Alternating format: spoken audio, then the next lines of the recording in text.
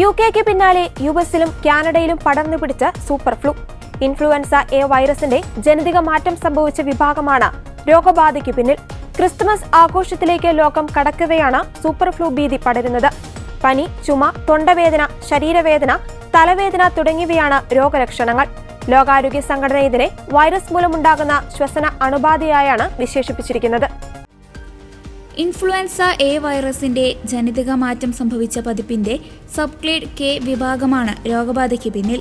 ഈ വർഷം ആദ്യമാണ് പുതിയ വകഭേദം കണ്ടെത്തിയത്. വൈകാതെ UK, US, കാനഡ തുടങ്ങി നിരവധി രാജ്യങ്ങളിലേക്ക് രോഗം അതിവേഗം പടർന്നു. നിരന്തരം ജനിതക മാറ്റം സംഭവിക്കുന്ന ഇത്തരം ഇൻഫ്ലുവൻസ വൈറസുകൾക്ക് മനുഷ്യനിലെ രോഗപ്രതിരോധ സംവിധാനത്തെ മറികടക്കാൻ സാധിക്കുമെന്നതാണ് പ്രത്യേകത. ഇത് ആരോഗ്യ വിദഗ്ധർക്കിടയിൽ ആശങ്ക ഉയർത്തുന്നുണ്ട്.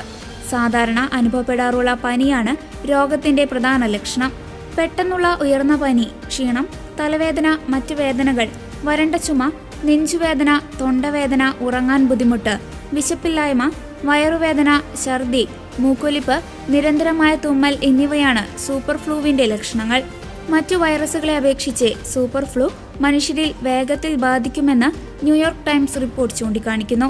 5 വയസ്സിന് താഴെയുള്ള കുട്ടികൾ, പ്രായമായവർ, ഗർഭിണികൾ, ആസ്മ, പ്രമേഹം, ഹൃദ്രോഗം, ദുർബലമായ രോഗപ്രതിരോധ ശേഷി, നാഡീവൈകല്യങ്ങൾ തുടങ്ങിയ രോഗങ്ങൾ ഉള്ളവർ എന്നിവരിലാണ് സൂപ്പർ ഫ്ലൂ ഗുരുതര ആരോഗ്യ പ്രശ്നങ്ങൾ സൃഷ്ടിക്കുന്നത്. വിശ്രമം, ആവശ്യത്തിന് ഉറക്കം, ശരീരത്തിലെ ജലാംശം നിലനിർത്തൽ തുടങ്ങിയവയാണ് രോഗത്തിനെ മറികടക്കാൻ ചെയ്യേണ്ടത്.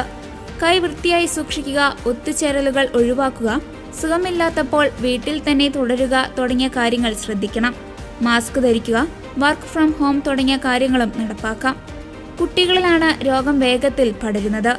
സൂപ്പർ ഫ്ലൂവിന്റെ പുതിയ വകഭേദം US-ലുടനീളം പടരുകയാണ്. ന്യൂയോർക്ക് നഗരത്തിലാണ് കൂടുതൽ രോഗബാധിതർ. 14,000 ഫ്ലൂ കേസുകളാണ് ഇവിടെ റിപ്പോർട്ട് ചെയ്തത്. കാനഡയിലും H3N2 ഫ്ലൂ അതിവേഗം വ്യാപിച്ചുകൊണ്ടിരിക്കുകയാണ്. 19 വയസ്സിന് താഴെയുള്ളവരിലാണ് രോഗവ്യാപനം കൂടുതൽ.